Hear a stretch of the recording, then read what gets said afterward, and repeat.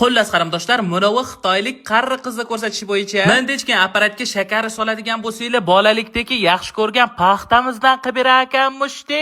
Endi esa biz buni biz g'atinda buni sinab ko'rish kerak deb turib, imminni o'sha qarri qiz ko'rsatgan apparatdan to'g'ridan to'g'ri Xitoydan zakaz qildim qarindoshlar. Qarindoshlar, korobkaning ichida yo'q narsasini o'zi yo'q ekan, daji cho'plardan tortib shakarigacha solib jo'natibdi-ya bu xitoylik jonivorlar. Menimcha hamma qarindoshlarim bolaligida aynan shu shakardan qilinadigan paxtani yaxshi ko'rgan bo'lsa kerak-a. Men sizlarga o'xshab juda yaxshi ko'rganman qarindoshlar. Axir figuram buni tasdiqlab turibdi-ku. O'zining ichidan chiqqan pushtirang shakarni birinchi qoshigiga, qo'shuvdan keyin apparat ichiga solsam, ana sizlarga shirin paxta-yu, mana sizlarga shirin paxta qarindoshlar bir pasda paxtani chiqarib berishib boshladi. Qani rost akasi, mazasi ham o'xshabdimi gandim, shunda olib yeb ko'rdim. Mazasi shunaqangi zo'r. Mazasi qanchalik zo'r chiqqanini bilmoqchimisizlar qarindoshlar? Mazasi mana shunchalik shirin chiqqan. Bu ketish bo'ladigan bo'lsa qarindoshlar, qarindoshingiz o'ziga yangi shirin paxta biznesini ochib oladi-ya. Xullas qarindoshlar, shu va shunga o'xshagan neobichniy mahsulotlarni to'g'ridan to'g'ri Xitoydan zakaz qilishni o'rganmoqchi bo'lsangiz, sizni 2 kunlik bepul darslik kutmoqda. Profilim shapkasidagi aynan mana shu link orqali bepul darslikka marhamat qarindoshlar.